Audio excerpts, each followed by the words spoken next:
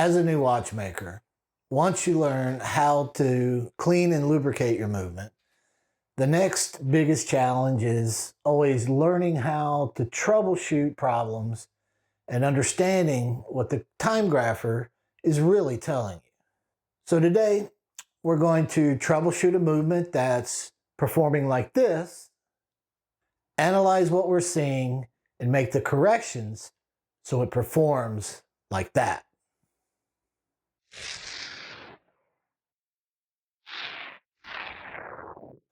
As your experience with servicing improves because your pre-inspection process is getting better and your lubrication of the powertrain, the escapement, and the balance are done correctly, many of the issues that you might be having now will naturally go away.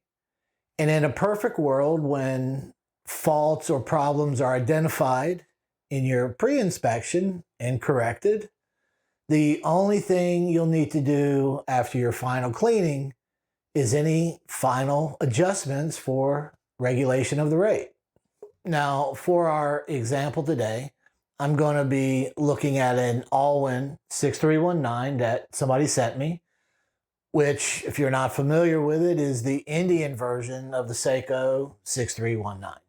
So I'm going to go ahead, take it apart, get it cleaned, assemble it, lubricate it with no pre-inspection at all.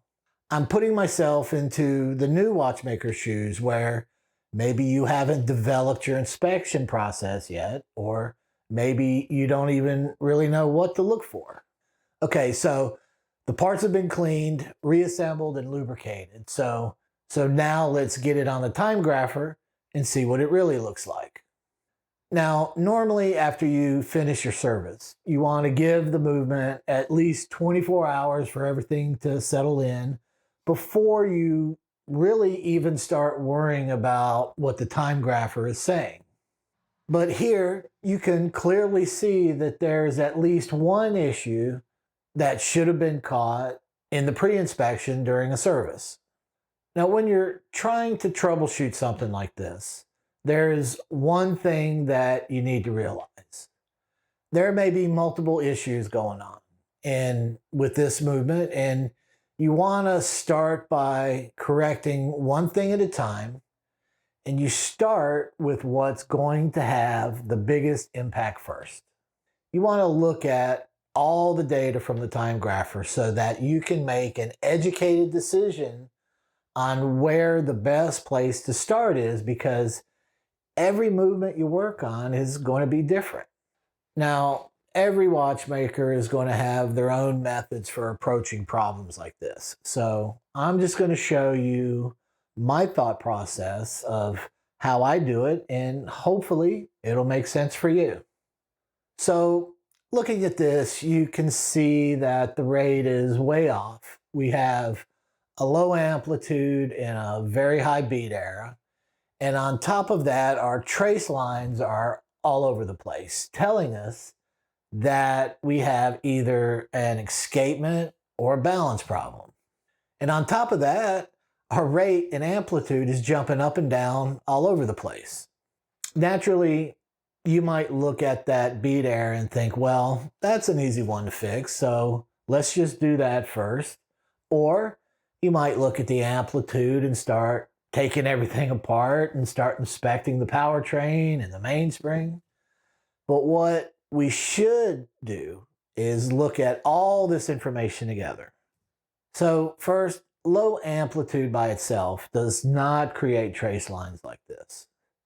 Amplitude is obviously important, but even if the mainspring was perfect, it's not going to fix trace lines like this. A high beat error over 1.0 milliseconds can affect the rate, which is something that we're seeing here. But if the cause of the beat error was due to the position of the hairspring stud, we wouldn't see all this erratic behavior in the trace lines. Beat error can also be caused by faults in the escapement, as well as other problems in the balance that are not related to the collet's position on the balance staff. When we look at beat error faults in the balance, things like a loose impulse jewel can cause a bead error because that loose jewel is no longer centered on the line of centers. A loose hairspring collet, a loose regulator pin, or even a loose hairspring stud can also affect how your time grapher is calculating the bead error. In the escapement, things like loose pallet stones or rubbing guard pin or anything that's adding additional friction to the balance, like the fork horns rubbing the impulse jewel, can also cause high bead errors. So let's start by at least eliminating some of the easier things first that are related to bead error in the balance, and then make any of the corrections if we find something that's wrong.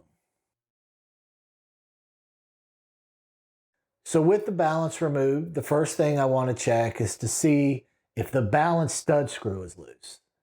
The first thing you will notice is that the hairspring doesn't have a pinned stud or a Edichrome stud. The hairspring is actually held in place by a clamping system.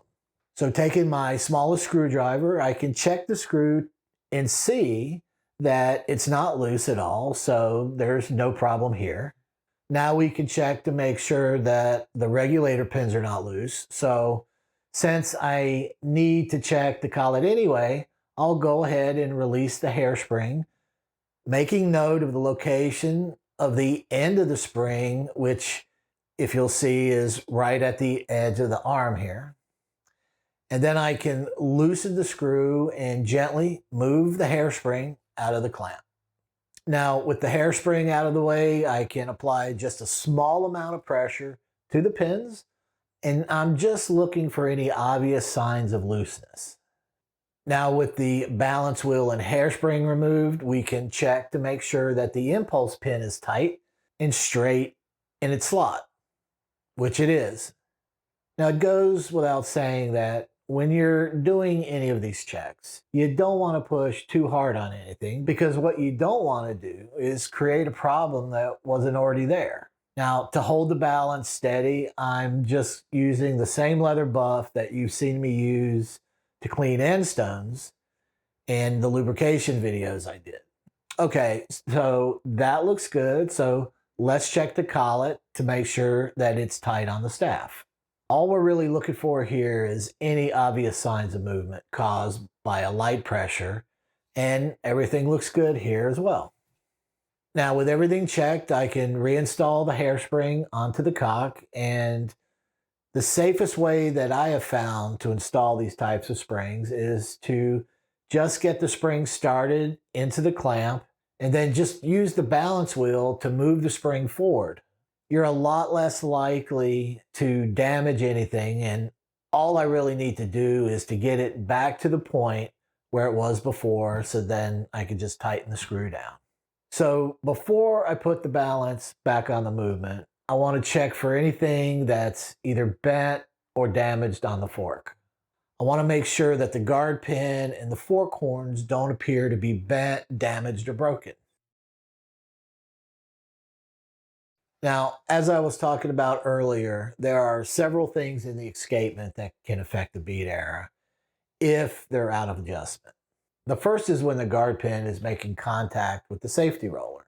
So you have to look at the type of movement you're working on and ask yourself, how could that happen? Well, the clearance between the guard pin and the safety roller is controlled by how much the escape wheel's tooth slides down the pallet stone after it first makes contact with it. And we also know that the amount of this slide is directly controlled by the position of the banking pins. But unlike older movements that have adjustable banking pins, in modern movements like this, the banking is fixed, so it can't be moved out of position, and the amount of slide is therefore fixed. Here you can see where the fork makes contact with the banking that's actually built into the pallet bridge in this movement. But even though the banking can't move, what can change and affect the amount of slide is wear and tear on the parts, either on the actual fixed banking, or there can be wear on the pallet fork where it's actually making contact with the banking. Now, when there is wear on the banking or the pallet fork, it can cause two different things to happen. First, it causes the slide to increase too much, which will lower amplitude because now the escapement requires more power to unlock the escape wheel tooth. And secondly, the more slide there is, the farther away the guard pin moves away from the safety roller. It's the lack of slide that causes the guard pin to hit the safety roller when there's not enough slide. So on a movement with fixed banking, if the banking pins in the fork are not showing wear at the point where they come in contact, and we suspect that the guard pin might be making contact with the safety roller, we then look at the pallet stones. Now, looking at the exit stone in this movement, I am just going to slowly move the pallet fork until the tooth drops onto the stone. Almost immediately you can see that the tooth is landing on the impulse face of the stone and not the locking face of the stone. So not only is the tooth landing on the wrong part of the pallet stone altogether, but there is no slide at all on this stone. And if there is no slide, then we know that the guard pin doesn't have the needed clearance to operate properly. Now that I'm looking at the entry side of the pallet, this tooth looks to be sitting in the correct position. So the problem we are seeing is on the exit side of the escapement and not the entry side. Now, with the balance back in, let's look to see if in fact the guard pin is making contact with the safety roller. It's a little hard to film inside the escapement, but if you look right here, you can see the guard pin is actually touching the roller as it's coming out of the crescent of the safety roller, and it's rubbing across the roller as it rotates. Just for reference, here is what it should look like. This is a photo from a different movement, but you can see the gap between the guard pin and the roller. And this gap is there because of the slide. When a time grapher is measuring for beat error, what it's doing is it's timing the sound that's made when the impulse jewel hits the pallet fork as it's going through in one direction, and then it's measuring it again as the impulse jewel comes back and hits the fork as it's going in the other direction. When these two sounds are timed equally in both directions, the beat error is 0. What's happening in this escapement is that because the guard pin is dragging across the safety roller, it's slowing down one side of the balance wheel. So now the time between those two sounds that are being measured is different. And that difference is the beat error. Now, it might not be the only thing causing beat error, but it's probably accounting for a pretty big chunk of it anyway. Now, this drag between parts also lowers the amplitude because of the added friction, which is another one of the problems that we saw in the time grapher. Now we'll take a closer look at the pallet stones to see what corrections need to be made. In order to be able to see both stones clearly, I had to take out the train, which was blocking my view of the entry side. So now we can see both sides of the pallet fork. When we look at the tooth that's sitting on the pallet stone on the entry side, it looks normal for a 21,600 beat movement. But the exit side is definitely out of position. And because of it, it's missing that additional slide down the stone that gives us the clearance we need between the guard pin and the safety roller. So assuming for the moment that the entry side is correct, we need a way to measure it so we can duplicate it on the exit side. To do that, I'm using what's known as a reticle lens in my microscope. The one that I use is graduated in 1/100th of a millimeter, but that's not important because we're just using these lines as a reference and don't really care about the actual measurements that they are. Unfortunately, you can't see it in my lens as I film this, but here's a picture I took through my eyepiece just to give you an idea of what I'm looking at. Now, this video is about troubleshooting, and since adjusting pallet stones is a fairly complicated subject, I'm not going to get into all the details of how to do it here. If this is something that you're seriously interested in learning about, then you can check out my Patreon where I release my more advanced videos. And right now, I am in the process of working on the second of a two-part series on pallet stone adjusting. All right, so I've made the adjustment to the pallet stone and reinstalled the pallet back into the bridge. So now we can check our work. I can measure the amount the escape wheel tooth is sitting on the entry stone and then measure the same thing on the exit side. And now that they're the same, we should be good to go. So I'm going to go ahead and get everything reassembled, put a full wind on the movement, and put it on the time grapher again. So everything looked good enough when I first put it on the time grapher. So I went ahead and made some minor adjustments to the rate, and here's what I ended up with.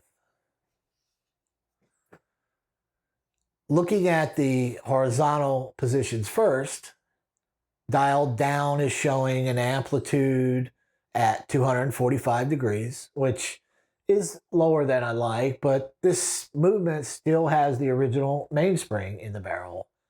But the rate has actually settled in at 1 second per day. Dial up looks good as well at 0 seconds per day, and the amplitude is 233 degrees, which is slightly lower than the dial down position, so we could make some improvements there as well. But more importantly, we now see good trace lines, a normal beat error, and a big improvement in amplitude. So now I'll check the 6 and 9 o'clock positions. Since I don't have the stem in, I put the hole for the stem pointing to the thumb screw on the holder just as a reference.